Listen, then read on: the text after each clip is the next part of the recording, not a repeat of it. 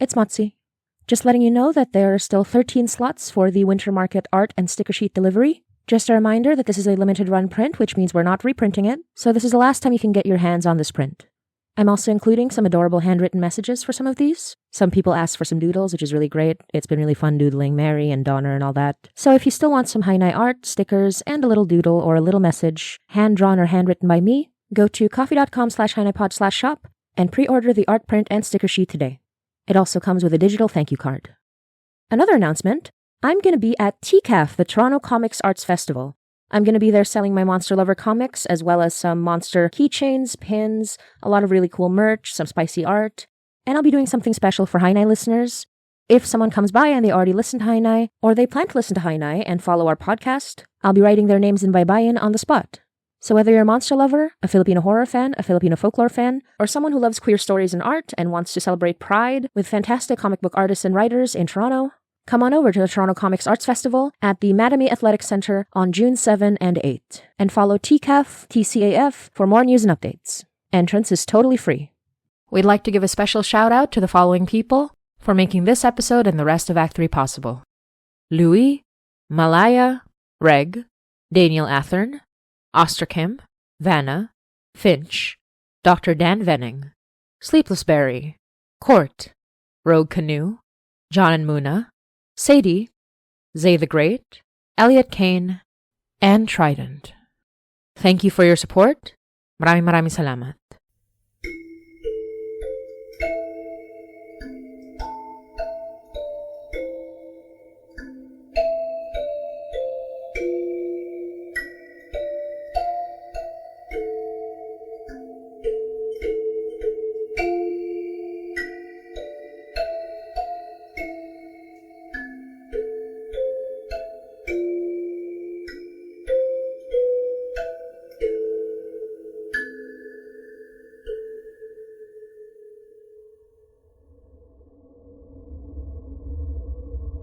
You're listening to Hainai by Motzie Dapul. Episode 58.1 Hen and Eda.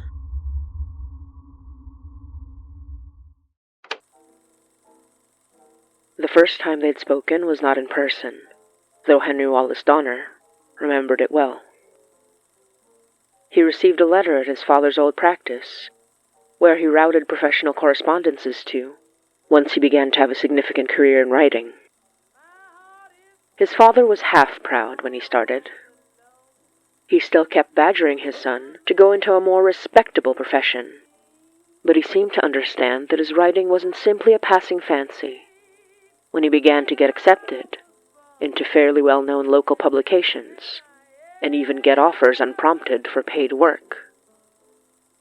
While much of that work was in what his father considered grotesqueries, Henry Wallace would credit his father's medical practice for giving him some inspiration in his horror, science fiction, and war stories. And when his father passed away, taken too early by a virus he contracted while seeing to his patients at the hospital, he left his son the home office, from which Henry Wallace continued his work, with a renewed determination to do his father's name proud. It was hard the first few years. If it wasn't for the Manus Foundation that sent a bit of money to his mother to care for them after his father died, Henry Wallace doubted he would have succeeded in his venture. Some sort of program for single mothers, they were told, that his father had signed them up for despite his respectable profession, John Levi Donner was not a rich man. His many siblings were willing to help their sister-in-law and nephew, of course, but thanks to this little windfall, they didn't have to rely on the family overmuch.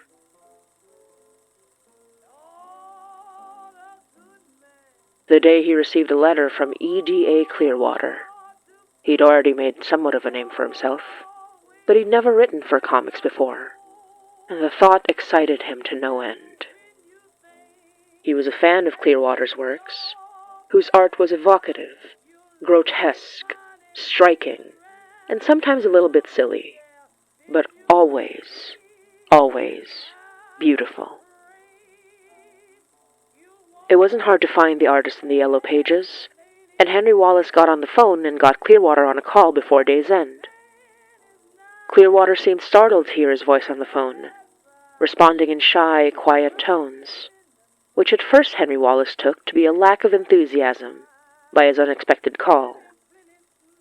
And yet, the longer the call went on, the more Henry Wallace was convinced that it was simply Clearwater's disposition to be quiet and shy, as the voice over the line sounded pleased by his initial ideas.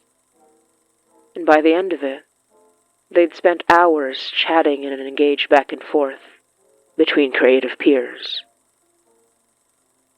They agreed to meet at Clearwater's office, a progressive paper and press who were happy to have a black writer on for their comics, a spiritual successor to the Canadian whites that were so popular at wartime. Clearwater, it seemed, was tall and broad, yet seemed uncertain, chin curled into collar, to meet Henry Wallace's eyes in shy kindness. The green of that gaze stuck with him as writer and artist began their work, which would last a little over 4 years, with 50 issues to their name. Their first few issues had avid readers among Toronto's black community, with Zeb Kane and his hijinks. But as time went on, they created frightening and exciting tales of all kinds, which largely took place in Toronto. Some of these issues ventured out into the rest of the Great White North, serving to excite local readers. Whenever around other people, Clearwater seemed to take on the mannerisms of a turtle, gruff yet never rude, always respectful, to the degree that Henry Wallace noted how often the artist was taken advantage of. He never intervened directly, though he often smoothed over certain interactions with their editors when they demanded too much of Clearwater. Meanwhile, when they talked about their work, it was like Clearwater was an entirely different person. A fire seemed lit in green eyes, and there was none of the scrunched-up turtle Henry Wallace saw presented to others. Clearwater was brilliant, effervescent, and challenged him on his storytelling, when there were better ways to present their story on the page. One night, when they were laughing over the absurdity of their new piece, about a terrible man getting got by his own hubris, fast becoming a favorite among readers, Clearwater wiped laughing tears from bright green eyes and said, "Oh, Hen," with such affection that Henry Wallace refused to go by any other name if it came from his artist. He then went on to suggest the name Eda, based on the first initials of Clearwater's name. It gave the artist pause, and for a moment, Henry Wallace worried he'd offended in some way, before he was gifted a sincere smile, and they shook hands on their new names, only for each other. That should have been the first sign, though Henry Wallace could admit to his own faults. In matters of work in his own stories, he was quite adept, but his time writing meant he didn't spend very much time going out and meeting people. He could be charming, he could talk his way in and out of most situations, but he was hard-pressed to take notice of things he wasn't looking for. And he wasn't looking for a long time. Until one day, he was. He didn't quite know what to do at first, when he noticed green eyes on him, when Eda's smiles seemed more tender, when their friendly touches turned less shy and uncertain. An artist's finger twirling light hair, a nervous glance. He began to recognize the signs, and he was uncertain. how to move forward. Eda's feelings, it seemed, were more than friendship, and Henry Wallace began to observe it in every missed glance, every lingering touch, every sweet smile. By this time, they'd had years between them, and he was happiest when he was caught up in their back and forths, the stories Henry Wallace would tell and Eda would sketch out. He loved Eda, he knew, but it was the way in which that love manifested that gave him pause. He was unsure of whether these feelings were ones he could return, even when he felt Eda lean into his hugs, when he put an arm around Eda's shoulders and rocked them both with excitement. Could he love Eda that way, as a man who had only ever looked at women the way Eda looked at him? The fact that he questioned it at all meant that it was something he had to consider carefully. Because he knew men who loved other men. He knew how they lived and loved, and knew he could ask them should he move forward, taking Eda by the hand. He could ask them their codes, their spaces. He wasn't adrift, he wasn't ignorant, he was just uncertain. And in the weeks he found his thoughts consumed by this discovery, the two received news that the paper intended to stop publishing their comics altogether, with how expensive it had become to keep them up, compared to reprinting their 40-some copies. "I tried to fight for it," Eda had explained, sounding close to tears. "I'm sorry, Hen." As an artist, Eda would remain with the paper, working on their other titles, but Henry Wallace would be let go, and bereft of the regular income this series had allowed him. Still, he wasn't troubled so much by the money. He and his mother were well taken care of, even if he would have to line up more submissions. He worried what it meant for his and Eda's relationship, for he had become attached to this artist, as Eda had become of him. What time they had left was limited, and Henry Wallace was troubled by the melancholy that threatened it. So instead, he asked Eda to accompany him one night. It was unusual, for they were both fairly subdued, and not prone to drink or time spent dancing. But Henry Wallace thought he might celebrate, if not their eventual parting, then their long and fruitful friendship. Eda seemed uncertain, but agreed, and the two went to see a band at a local club Henry Wallace knew well, even if not as a patron. His mother once served drinks at this club, and he spent quite a bit of his childhood here. They were greeted by some of his mother's old friends, regulars and performers who had been gracing the establishment for years, and Eda seemed dumbstruck by Miss Leandra, a tall and broad queen who had known Henry Wallace since he was a boy. Miss Leandra called Eda's wide green eyes out, asking if she intimidated or confused the artist in any way, and Eda said, "No, ma'am," curling like a turtle, and Miss Leandra patted light hair before sashaying to the stage. Eda's eyes seemed never to leave Miss Leandra all night, except for when a couple of other queens danced with her. And Henry Wallace oscillated between that evening being a success or a terrible failure, until he walked Eda home, half drunk, their arms locked to keep balance. "I didn't know," Eda had said, apropos of nothing. "Didn't know? Didn't know you could do that."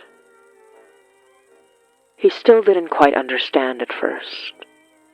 Not till much later, after he saw Eda home and they hesitated at the door, with the artist looking down at him with uncertain eyes, mouth on the verge of saying something that couldn't be said.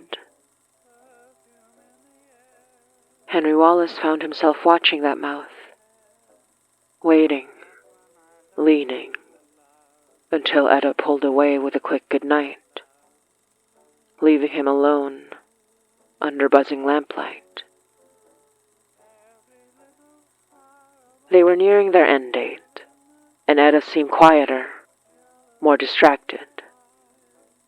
Henry Wallace wondered if he had offended in some way, but in the rare moments Eda looked up from the drawing table, he still got the same affectionate smile for his trouble, and it eased his worries. One night, a week away from their deadline, Eda invited Henry Wallace home. He had been there a few times before.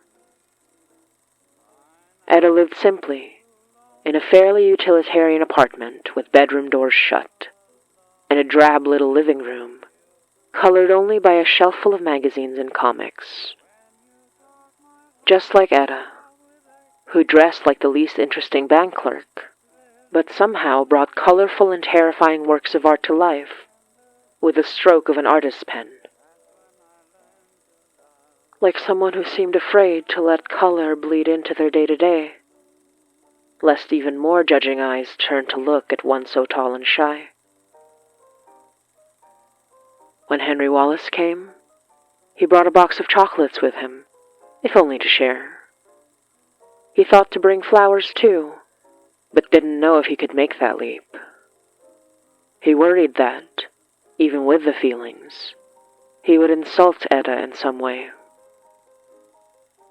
There were those who would never admit what was plain as day for fear of the world, and Henry Wallace never wanted to bring that fear into Eda's life.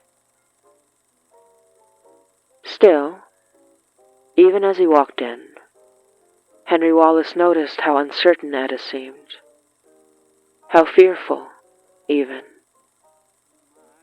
He didn't know quite why he had been invited, but he saw Eda's shaking hands and asked what was wrong. It's something I have to show. I don't think I can say it.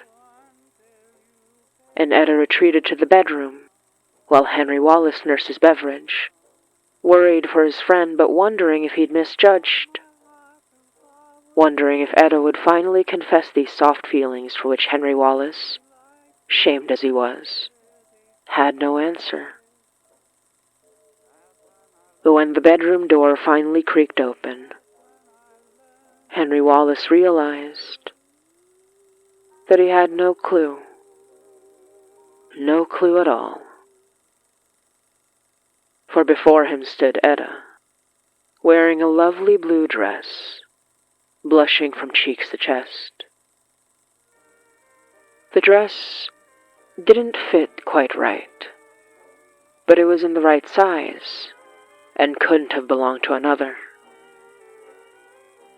Eda tried, many times, to explain, but couldn't get past the first breath before uncertainty took the words.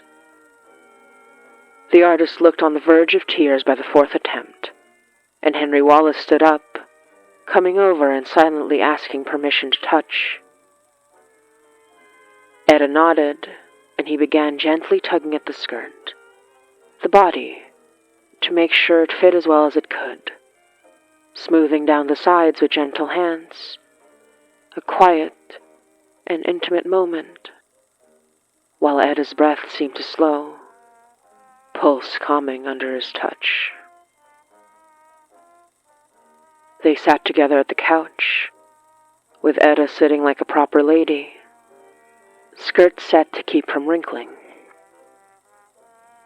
It was a practiced motion, revealing enough experience with wearing these dresses at home. And as they sat together, Eda finally found the words to explain the truth. She She was a woman, she said, and she had known this for years.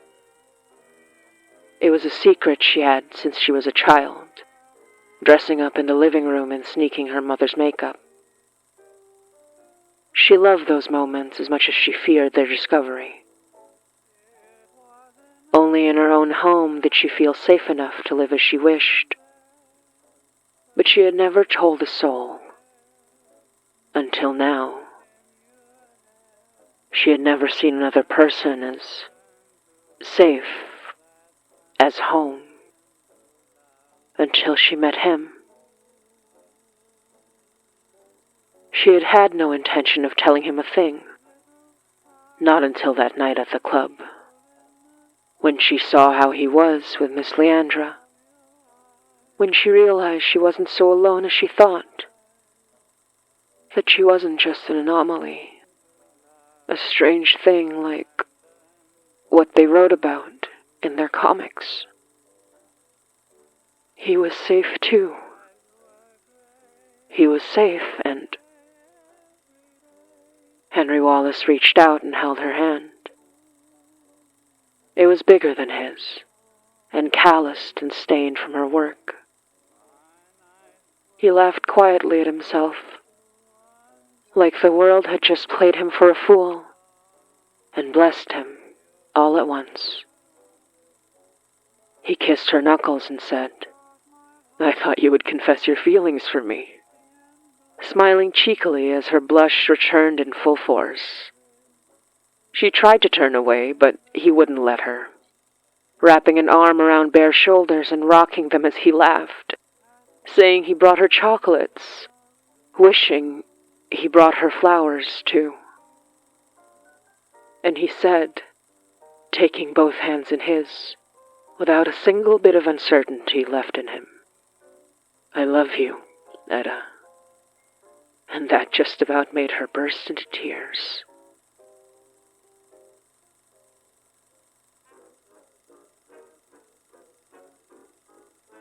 Their last week together at work was bittersweet, saying goodbye to their office brainstorming sessions and the space they'd made for themselves.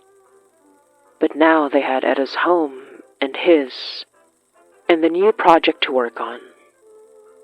Navigating this new relationship that was, for now, just for them. Eda still dressed like a bank clerk, but Hen brought her flowers to brighten up the living room, and she admitted she was so paranoid about anyone finding out her secret that she chose to be as picture-perfect a working man as the catalogs might suggest. He asked if she wanted her dresses adjusted for her figure, for while the size was right, they were still ill-fitting, but she was uncertain who to trust on the matter, and her skill with the needle was barely passable. On their last day, they went to see Miss Leandra again, this time engaging her in conversation, as Hen explained Eda's situation, while she held her glass just a little too tight. Miss Leandra laid a kiss on Eda's soft hair, and promised she'd show her the ropes, and finally, she was able to relax, fingers tangled with Hen's under the table. Change came slowly, but it came nonetheless. Eda became brave enough to walk with Hen some evenings, in her lovely dresses, and even in the rare moments they encountered people they knew, she was hardly recognized, so different from the face and costume she wore day to day. A drag of her own kind, Hen would say, and she had to agree. Over the years, they settled into a quiet, loving partnership, a marriage of sorts, though they could not quite get married the usual way. Hen's mother adored her de facto daughter-in-law, and she felt just as at home at the Donner household as she did in her own. Her own parents were a surprise, in the end. They were not close, and her confession of both her nature and her partner was an act of courtesy. It was a cold encounter, and she was unable to shake the stiffness in her words and posture for days after. Hen had to snap her out of her malaise more than once that week, until she was finally able to put it behind her. The stuttering confusion from her mother, and the silent judgment from her father. Only months later, when they received an invitation to Thanksgiving, addressed to both her and Hen, did that cold melt away. An olive branch, it seemed. Her mother, giving her fashion catalogs and trying to find her spring colors. Her father, inviting Hen to drink with him. It was awkward and strange, yet warm and kindly. And when they promised to stay in touch, this time, they meant it, with a few more telephone calls to add to their routine. Over the years, times changed, and eventually, Eda was able to get assessed by the Clark Institute's new gender clinic and sign up for an operation at Toronto General. Years later, she and Hen were finally able to marry, and through all that, she kept the name he called her, with love on his lips, all those years. Eda, a name she was able to share with the world, with her and Hen's loyal readers, with those who love their stories. Hen and Eda. Despite all the horror they'd put to page, theirs was a happy tale. And instead of a ring around her finger, Eda wore a ring on a chain around her neck. A delicate, beautiful thing. A lucky charm Hen had worn since he was a boy, from his mother. A gift of love, of safety, for a darkness that could never find them.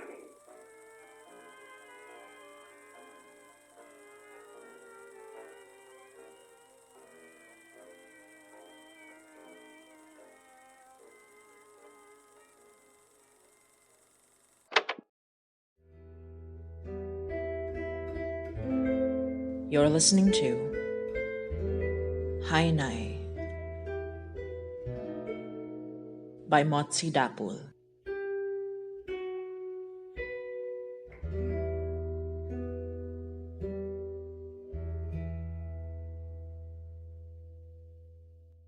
Hey everyone, this is Motzie, creator of the Hen and Eda podcast. Hen and Eda is a podcast produced by myself, Yoy Halago, and Alyssa Jimenez, and co-created by Reg Helly, and licensed under Creative Commons Attribution Non-Commercial Share-alike 4.0 International License. This episode was co-produced by Jesse Goodsell, and written and directed by myself. If you'd like to chat with other listeners when episodes go live, we do a live premiere 3 times a month, on Sundays at 9 p.m. EST or Toronto time, on our YouTube channel, youtube.com/HenandEdaPod. To help support the production of Hen and Eda, you can subscribe to our Patreon, patreon.com/HenandEdaPod. You'll get to listen to episodes ad-free and get to be part of our early access program, where episodes are released 3 days early on Thursday at 9 p.m. EST or Toronto time. You can also get bonus audio, art, video, and much more. Speaking of Patreon, we'd love to give a shout out to the following patrons for all their amazing support. Adge W, Tony Baloney, Nay, Boyo, Nat Dwight, Phoenix Luna, Kate Jordan, Tiana Harvey, Dracukard, Sabine, Ben, Sean, Sharon Poplinsky, Josh the Alchemist, Jess No, Maddie Remigio, Talon, Alan Weberman, Nonette Dapul, Tanisha Wesley, Mika, Matthew Upton, Anna, Sooks, Becca Terrier, Amelia Brownstein, Diana Cause, Jaden, Madeline Hicks, Melissa, Emma Heilig, Faye Fungi, Danny, Pablo Neurotic, Astra Kim, Evie Smith, Megan, Jessie Goodsell, Malaya Light, and Victoria Goodwin. If you can't subscribe monthly, you also have the option to buy us some milk tea on Ko-fi, ko-fi.com/HinaiPod, HINAYPOD. You can even buy ad-free episodes over there if you purchase our Hinai album, which has the ad-free, credits-free version of our episodes from Act 1 and 2. You also get this album for free as a patron. Check out our website, hinaipod.com, for more news and updates. And don't forget to follow us on all socials, on Twitter, Tumblr, Instagram, Facebook, and now Blue Sky. Hinai is available on Acast and wherever you listen to podcasts. We hope you enjoy our Act 3 episodes. And as always, thank you, we love you, and hanggang sa muli.